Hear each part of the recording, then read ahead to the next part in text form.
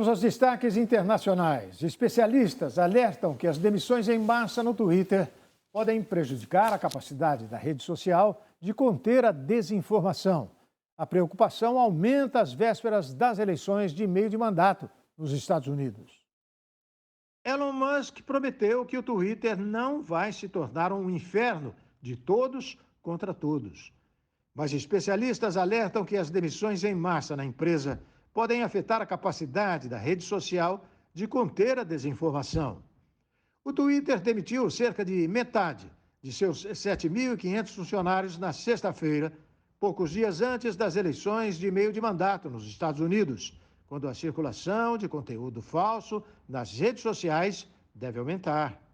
Musk insistiu que as demissões eram necessárias, já que a empresa estava perdendo mais de 4 milhões de dólares por dia. A Free Press faz parte de uma coalizão de mais de 60 grupos da sociedade civil, que na sexta-feira convocou os anunciantes a boicotar a plataforma até que ela se comprometa a ser um lugar seguro. Membros da coalizão se reuniram com Musk no início desta semana, depois que estudos acadêmicos relataram um aumento dramático no discurso de ódio, memes nazistas e insultos racistas desde o momento em que ele comprou a empresa. O lançamento da assinatura do Twitter Blue por $8 por mês para usuários que desejam uma conta certificada e outros benefícios parece estar em andamento uma semana depois que Elon Musk assumiu o controle da rede social. Até agora, a verificação era gratuita e serve como prova de autenticidade para contas de usuários como políticos, governos, jornalistas, celebridades e atletas. Começou ontem, no Egito, a Conferência Mundial do Clima da ONU. Na abertura do encontro, a Organização Meteorológica Mundial informou que os últimos 8 anos seguidos foram os mais quentes da história. A Conferência Mundial do Clima da ONU foi inaugurada neste domingo em Sharm el-Sheikh, no Egito. A conferência reúne cerca de 200 países durante 2 semanas. O objetivo é dar um novo fôlego à luta contra o aquecimento global e seus impactos, pelos quais os países emergentes e vulneráveis exigem compensação financeira.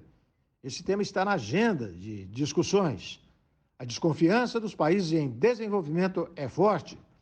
Ainda não é cumprida a promessa dos países ricos e desenvolvidos de aumentar para 100 bilhões de dólares por ano a ajuda às nações pobres para reduzir as emissões e se preparar para os impactos.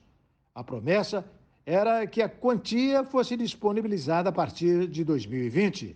O estado atual dos esforços de mobilização e financiamento climático levanta muitas preocupações. A promessa de entregar 100 bilhões de dólares por ano ainda não foi implementada. Além disso, a maior parte do financiamento disponível é baseada em empréstimos. Também neste domingo foi divulgado um dado alarmante. Cada um dos últimos 8 anos foi mais quente do que todos os registros conhecidos até agora.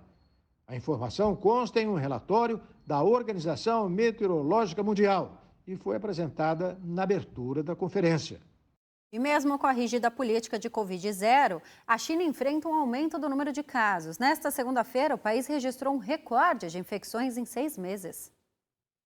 A China registrou o maior número de contágios de Covid em 6 meses, apesar dos confinamentos que afetam indústrias, escolas e a vida cotidiana. Foram mais de 5.600 novos casos de Covid em 24 horas. Quase metade deles na província de Guangdong, um centro de manufatura no sul do país com vários portos comerciais. O governo de Pequim acabou no fim de semana com as esperanças de uma possível flexibilização da rígida política de Covid-0, que inclui confinamentos, quarentenas e testes em larga escala para conter inclusive o menor surto de contágios.